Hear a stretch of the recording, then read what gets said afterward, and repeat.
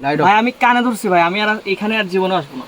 মাত্র 260 টাকায় আমি ভ্রমণ করেছি সিলেটের সর্বোচ্চ পর্বতশৃঙ্গ, যা প্রায় 1100 ফিট উঁচু, এবং এই যাত্রায় পাড়ি দিতে হয়েছে 15 কিলোমিটারের পাহাড়ি উঁচু নিচু ট্রেল। কিভাবে গেলাম, কেমন ছিল আমার অভিজ্ঞতা, কি কি বাধার সম্মুখীন হয়েছি, যাওয়াটা কি আদৌ ওয়ার্থ ইট ছিল কিনা, সব থাকছে এই ভিডিওতে।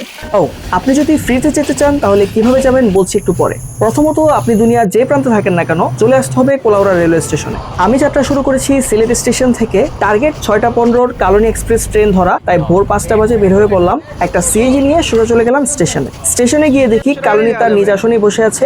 আমরাও উঠে পড়লাম মাত্র 70 টাকায় টিকিট কেটে, এবং ঠিক টাইমে ট্রেন ছেড়ে দিল। সকালবেলার গ্রামীণ সৌন্দর্য এবং সুন্দর ভিউ উপভোগ করতে করতে পৌঁছে গেলাম কোলাউড়া। কোলাউড়া স্টেশন থেকে নেমে একটু হাঁটলেই পাকশি হোটেল পেয়ে যাবেন। ওখানে আমরা নাস্তা হিসেবে খেলাম চিকেন খিচুড়ি মাত্র 80 টাকায়। এরপর আমাদের টার্গেট আজগরাবাদ চা বাগান যাওয়া। ওখান থেকেই মূলত আমাদের হাইকিং শুরু। পাকশির সামনে থেকে ডিরেক্ট 300 টাকায় একটা সিএনজি রিজার্ভ নিয়ে নেবেন। ভাড়া পড়বে জনপ্রতি 60 টাকা। বাই দ্য ওয়ে, লোকাল সিএনজিতে রবির বাজার হয়ে ভেঙে গেলেও 30-60 টাকায় ভাড়া পড়ে। চা বাগান পৌঁছানোর আগে একটা দোকান পেয়ে যাবেন। ওখান থেকে প্রয়োজনীয় খাবার দাবার, পানি, স্যালাইন যা যা লাগে নিয়ে নেবেন। আমার সাজেশন, জনপ্রতি মিনিমাম 2 লিটার পানি তো লাগেই, কারণ পুরো জার্নিতে পানির অপর নাম যে জীবন, এটা আপনাকে বারবার মনে করিয়ে দিবে। জিনিসপাতি নেওয়া হয়ে গেলে সিএনজি নিয়ে একটু সামনে গেলেই পেয়ে যাবেন আজগরাবাদ চা বাগান। এখান থেকে উপরওয়ালার নাম নিয়ে আপনার ট্রেকিং শুরু করবেন। চারপাশে চা গাছ আর মাঝখানে সরু রাস্তা ধরে হাঁটতে থাকবেন। যতই যেতে থাকবেন রাস্তা আরো সরু হতে থাকবে। সাথে হাইকিং এর জন্য পাতলা জামা কাপড়, গামছা, ছাতা বা ক্যাপ নিয়ে নেবেন। জার্নিকে আরো ইন্টারেস্টিং করার জন্য একটা স্পিকার নিয়ে নিতে পারেন। গান শুনবেন, নাচবেন, হাঁটবেন।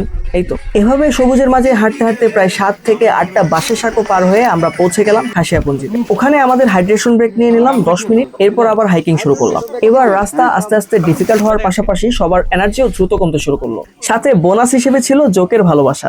যতটুকু পানি নিয়েছিলাম আমরা প্রায় সবটুকুই শেষ। সবার গলা শুকিয়ে কাট এন্ড সবার অবস্থায় খারাপ। প্রায় আধ ঘন্টা হাঁটার পর আরেকটা ব্রেক নিলাম। হঠাৎ লোকাল এক ভাই এসে বলল সামনে একটা ঝিরি আছে।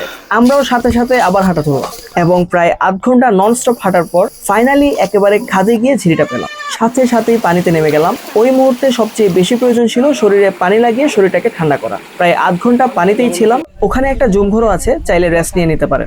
ঝিরির পানি দিয়ে বোতল ভর্তি করে আবার শুরু করলাম যাত্রা। বলা বাহুল্য, ঝিরির পানি কিন্তু বিশুদ্ধ নয়, কিন্তু সব লোকালরাই এই পানি পান করে। তাই ঝিরির পানি খেতে না চাইলে মিনিমাম 2 লিটার পানি স্টকে রাখবেন। আমরা গন্তব্যের প্রায় কাছাকাছি চলে এসেছি। প্রায় 20 মিনিট নন স্টপ হাঁটার পর আমরা ভিউ পয়েন্টে পৌঁছে গেলাম। ওখানে মানুষজন খুব কমই যায়, তাই চারপাশে জঙ্গল ছাড়া কিছুই পাবেন না। কিছুক্ষণ থেকে আমরা আবার ব্যাক করা শুরু করলাম। পাহাড়ে উঠেই সবার এনার্জি মাইনাসে চলে গেছে। 10 মিটার হাঁটাও অনেক বেশি কষ্টকর হয়ে যাচ্ছিল। পাহাড় থেকে কিছু দূর নেমে আরেকটা ছোট্ট খাদ আছে, যেখানে ঝিরির পানি বয়ে যায়। ওখানে চলে গেলাম, পানিতে পা ডুবিয়ে রাখলাম, মাথায় পানি দিয়ে ঠান্ডা করলাম। ওখানেই মূলত আমরা লাঞ্চ ব্রেক নিয়েছি, এন্ড লাঞ্চ হিসেবে ছিল শুধুমাত্র ঝালমুড়ি আর পানি। কেন ভাই, ভারী খাবার খেলে তো আর বাসায় যাওয়া লাগতো না। ঝালমুড়ি আর পানি খেয়ে আমরা আবার হাঁটতে শুরু করলাম। পাহাড়ে ট্রেকিং করবেন আর জোকে ধরবে না, এটা তো হতেই পারে। এক একজনকে 2, 4, 5টা করে জোকে ধরেছে। শুধু জোক না, বিছা, জঙ্গলি মশা সহ আরো কত রকম পোকামাকড় যে দেখবেন। প্রত্যেকটা কদমে কেয়ারফুল থাকবেন আর এক জায়গায় বেশিক্ষণ দাঁড়াবেন না। হাঁটতে হাঁটতে আমরা খাসিয়াপুঞ্জিতে চলে আসলাম। এসেই সবাই আধমরার মতো শুয়ে পড়ল। অবস্থা এতই কাহিল ছিল যে বসারও শক্তি ছিল না। প্রায় 15-20 মিনিট ওখানে শুয়েছিলাম। ওখানে একটা ছোট্ট দোকান আছে, পানি, কোল্ড ড্রিঙ্কস পাওয়া যায়, চাইলে ওখান থেকে নিয়ে নিতে পারেন। প্রায় আধ ঘন্টা রেস্ট নেওয়ার পর আমরা আবার হাঁটা ধরলাম। রোদের তাপে মাথায় গামছা দিলাম যাতে চাপ কম হয়। মাঝে একটু ব্রেক নিয়ে ওই 7-8টা সাঁকো পার হয়ে পরন্ত বিকেলের সৌন্দর্য উপভোগ করতে করতে চলে আসলাম চা বাগান। এখানে একটা ছোট্ট পুকুর পেয়ে যাবেন, চাইলে এখানে একটা প্রপার গোসল দিয়ে দিতে পারেন। সারাদিন পরিশ্রম করার পর এই গোসলটা অনেক বেশি দরকার ছিল। গোসল শেষ, এবার আর 5 মিনিট হাঁটলেই চা বাগানের মোড়ে পৌঁছে যাবে। এখানে একটা চায়ের দোকান আছে, চাইলে চা নাস্তা করে নিতে পারেন। এরপর সিএনজি রিজার্ভ করে আস্তে ধীরে কোলাউড়া ব্যাক করবেন। সব মিলিয়ে যদি আপনি অ্যাডভেঞ্চারকে বেশি গুরুত্ব দেন, তাহলে কালাপাহাড় ট্রেকিং হতে পারে আপনার জন্য বেস্ট একটা অ্যাডভেঞ্চার। আর যদি ঢাকা থেকে ফ্রিতে এই ধরনের স্পট ঘুরতে যেতে চান, তাহলে দ্য বেস্ট আইএলস থেকে আইএলস এ মিনিমাম 7 স্কোর করে ফ্রিতে ঘুরে আসতে পারবেন Kalapahar. Thank you so much for watching.